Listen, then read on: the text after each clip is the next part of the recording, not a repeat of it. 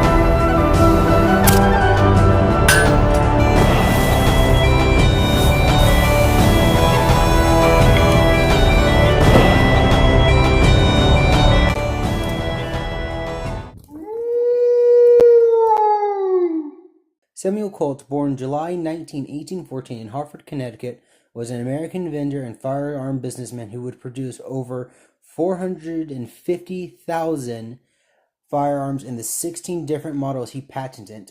Famous for his pistols, he would also produce rifles such as the Patterson ring rifle and shotguns such as the 1855 revolving 10-gauge shotgun, but they wouldn't sell as well, and the Colt Firearm Manufacturing Company would go bankrupt multiple times. Samuel Colt would collaborate with Samuel Walker, who was a retired Army officer and captain of the Company C Texas Rangers, to design a pistol that could kill a horse with a larger powder charge and large caliber size based on the Patterson design, with a few added modifications such as a loading lever, exposed trigger, and a squared trigger guard. Samuel Colt would ask Eli Whitney Jr. to help manufacture these revolvers, with the catch being Samuel gets the tooling used to make these new revolvers called the Walker Colt after Samuel Walker. Right here I have the Colt Walker, or sometimes referred to as the Colt Dragoon or Colt First Model. It is 9 inches long with an overall length of 15.7 inches. It weighs 4.5 pounds. Now, where Remington and other Colt 44s suggest you use a 451 ball, diameter ball, or conical, this suggests you either use a 454 or a 457. Now, let's go over the some of the differences that you'll see on this model that will not appear on later models. Okay, so first things first, treat all firearms as if they're loaded to check and confirm. So already, unlike other Colts, this pin wedge goes out to the right instead of the left. So we're going to tap it out with a soft rubber mallet.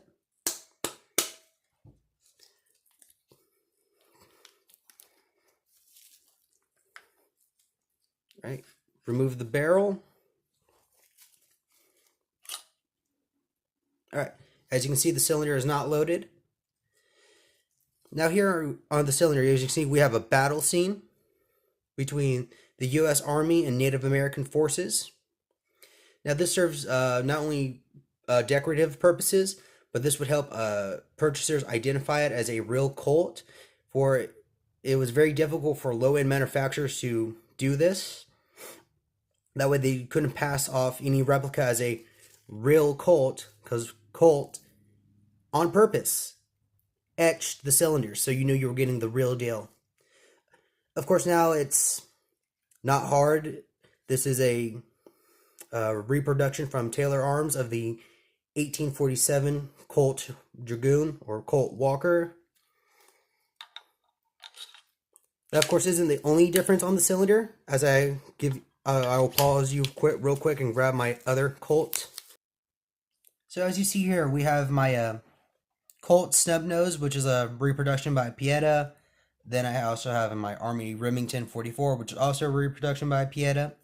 If you look at the cylinder stops, No, that's not what you call them. Anyhow, the Colt 1847 has an oval shape, while the 1851 and the 1858 have more of a rectangular stop. You can also see excellently here, there's also half cylinder. I'm going to flip this up, flip this one up. Actually, I'm just going to hold this one. If you count, you can count 6 half notches, or pegs, whatever you want to call them, between the cylinders here, so you can safe carry. However, with the 1847, there's only one, which means, let me grab the frame again, unless you have it exactly lined up, it's not going to move. But if you don't, let's say you missed it, it's either going to rotate right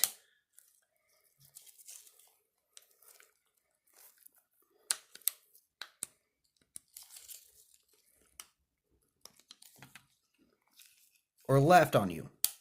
So it's very important that if you do decide you're going to carry this with a full cylinder, that you make sure you have that notch lined up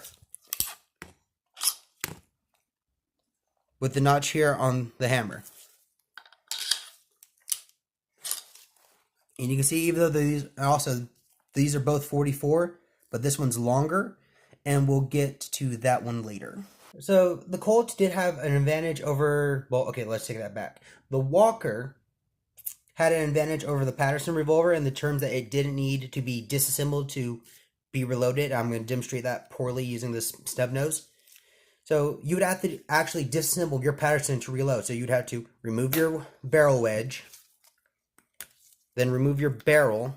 And in that video where I first showed the Pattersons, you'll see one that has its trigger, one that doesn't, and then the little tool there. Well, you take that little tool and knock out the wedge, put it in half cock, then, add your powder and ball, and then you take that same tool, put it in the wedge catch, and you would use that kind of like a lever, and that's how you would load your Patterson.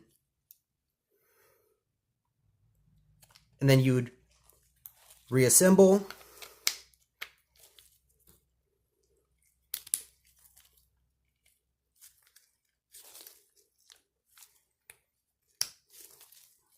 put your caps on, and then you were ready to go. And unlike the Remington, it wouldn't be until later models that the Walkers would have a catch on their loading lever, similar to this here. If you watch, and then so the Walker loading lever is actually on a spring. There's no catch here. It's on a spring, which, as you can imagine, over time through usage, firing, and riding, it would wear out. And it would drop at the most inconvenient times and prevent the cylinder from rotating and the Rangers from firing. So, and yeah, that's about that. So other than, better loading, not needing the disassemble built-in loading lever, it would also have a squared back trigger guard, as well as an exposed trigger. Because, like I say, if you remember the Patterson, you'd have to pull the hammer all the way back, which would reveal the trigger, and then once you fired, the trigger was gone again, meaning you would have to redo it. So this just more or less removed that, and then it wouldn't be until later that they would take the square triggers and make them the ovals or circles we know now. So because my Walker is a little long, if you look back here, you notice you can kind of see a wheel here. The Walkers do not have that. And I think it's... So if I remember correctly, the wheel aids in pulling the hammer back, which makes it easier and smoother. Well, the Walkers are on a V-spring, which isn't as durable or reliable, and it makes the hammer a little stiffer because there's no assistance in it coming back. So the cylinders, they're longer, and for the reason of extra powder, if you remember correctly in my other videos when talking about the Remington, it holds 30 grains of powder. The Colt here was designed to hold 60 grains of powder, and because of that, it would sometimes cause an overpressure, which would cause the cylinder to explode. To remedy this, Colt would suggest that they cut back the powder to at least 50, which is still a lot of grains. Because you have to remember, 50 to 70 grains is about what you'd use for a rifle, and 15 to 30 grains is what you'd use for a revolver.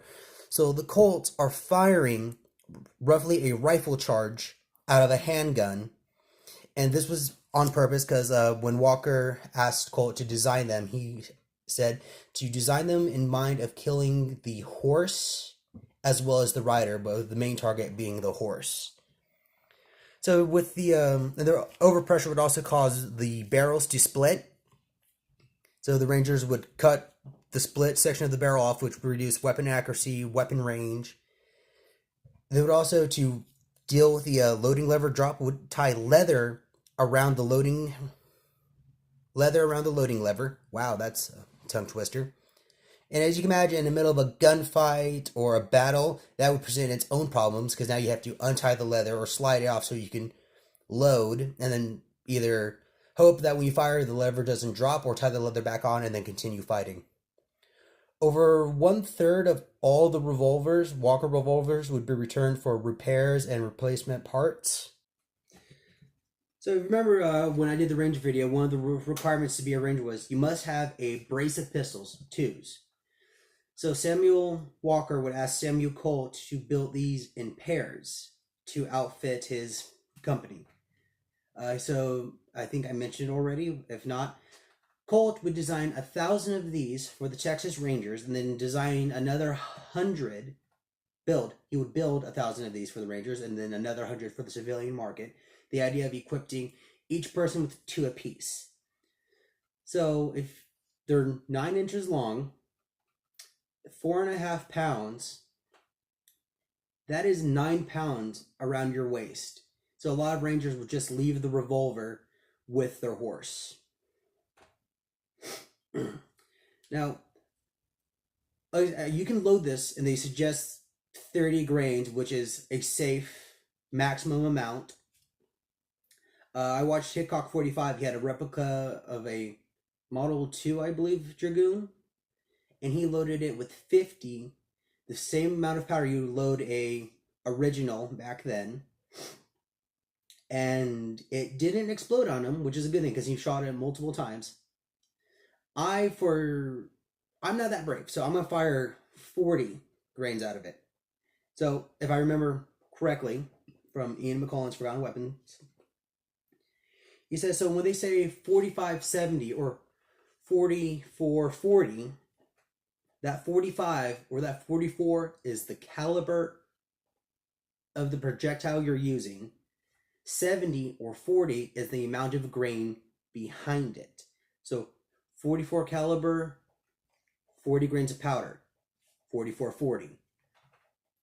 45 caliber, 70 grains powder, 45-70. So using that logic, I'm going to use 44-40. According to Wikipedia, the Walker first model Dragoon, or simply the Colt Walker, has an effective range out to 100 yards. I'm going to fire 3 shots at 70 yards, and we'll see how that goes. So, see you in the hills. So in the event of a misfire, what you want to do is wait 10 seconds, of course. But before I show you how to deal with that, first rule of gun safety, treat every firearm as if they're loaded. Second rule of gun safety, check and confirm. So we're going to pop out cylinder wedge. No, barrel wedge. Remove the barrel. Barely pull back on the cock, hammer. Cylinder is empty. So let's say you loaded it up, you have all your caps on, then you go to the fire, hits one, you hear the pop, but nothing happens. Of course, wait 10 seconds, keeping the barrel pointed down at a safe direction at all times. You can do this inside the cylinder, but for the simplicity of your view, we're just going to do it outside. So you're going to take that cap that you just fired, take it off, take your nipple pick, and try to run it through. If there's blockage, that means it's blocked, obviously. That's why the spark didn't go off. But as you can see, can you see? Yeah, as you can see, that went through with no problem. Yeah, find it again. There we go. So we cleared the blockage, put another cap on, and then it should fire. However, for extra certainty, you can, before you put the cap on, take a little bit of black powder, not a lot, just a little, and then gently scrape it in, then put the cap on, and that's how you will deal with a misfire or failure to fire out in the field with a revolver. Okay, so we're going to do the same thing, but this time we're going to leave the cylinder in the revolver. So you pulled it back, you fired, cap goes off, nothing happens, waits 10 seconds, keeping the barrel pointed down range. Put the hammer in half cock, rotate it, so it lines up with about the center of this, I don't know what they call it, but it helps put the cap on. So channel, we'll just call that, so it lines up with the channel. Take your nipple pick, see it fell through? Can you see it fall out? There you go. Alright, so there's no blockage. Then again, take some powder. If you want to, take some powder, scrape that in, put a cap on, rotate it back, line it up, and then go. Okay, so here we are. I have the target set up 70 yards from where I'm standing now. So I'm going to come into the camera. I'm going to try to find it for you using the camera, and then I'll highlight it with a circle like I've done other targets.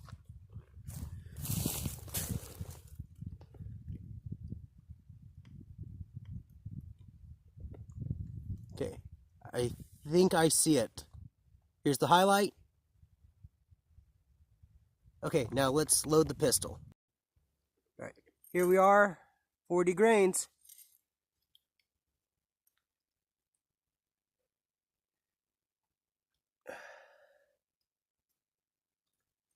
See, it's full. My projectile.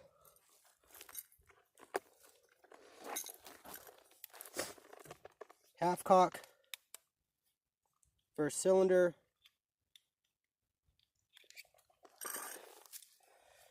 Oh, wait. Okay, so. See, it's empty. Projectile. Rotate it. Loading lever.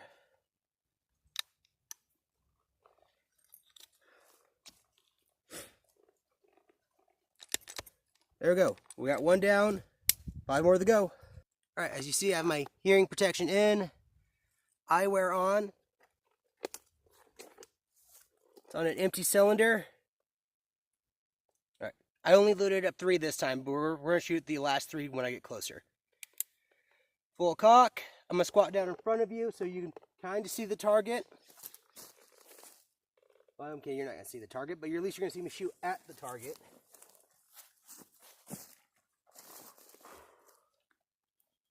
Three, 2, 1, firing.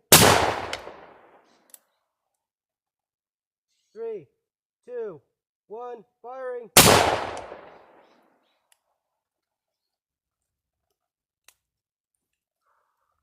3, 2, 1, firing. If we're being honest, I don't think I got it. So, let's go check it anyway.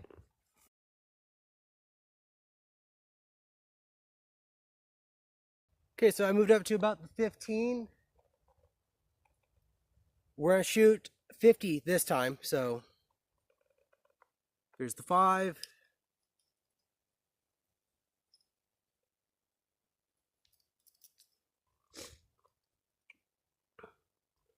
So you can see it's full.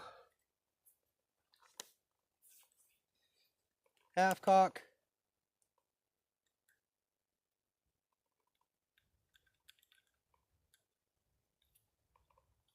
Cylinder empty. Projectile.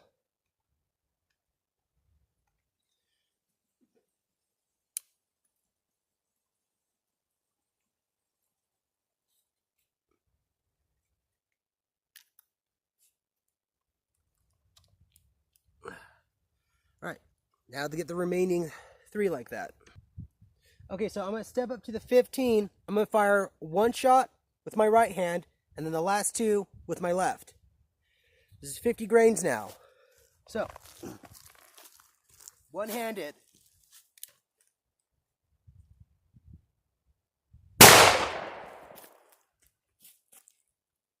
See what I was talking about? It dropped. Good, we're experiencing ranger problems.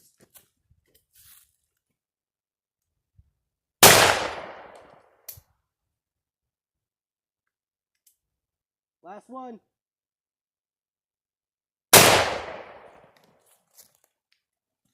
Alright, let's go check out the damage. It almost dropped.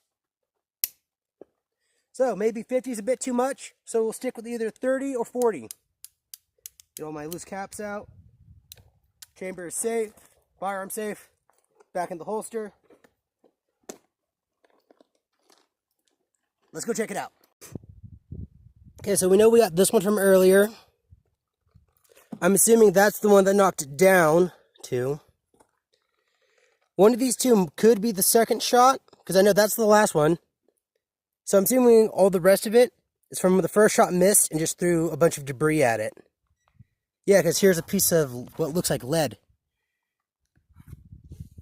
Captain Samuel Walker, the Texas Rangers, Company C, age 30, would come under sniper fire October 9th, 1847, leading a cavalry charge in the Battle of, I can't pronounce that name, so I'm going to throw it up in the subtitles right here, Mexico.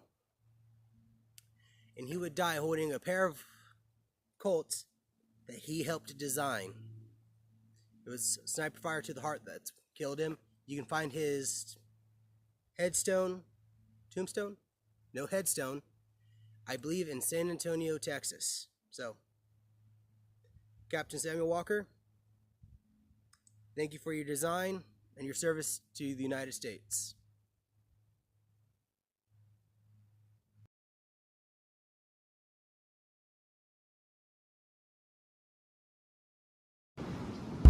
I hope you enjoyed this video. If you did, please click the like button. If you have any suggestions or criticisms, leave a comment. And if you want to stay tuned for my next project, don't forget to click that subscribe icon and ring that bell. So, until our next project, have a beautiful day.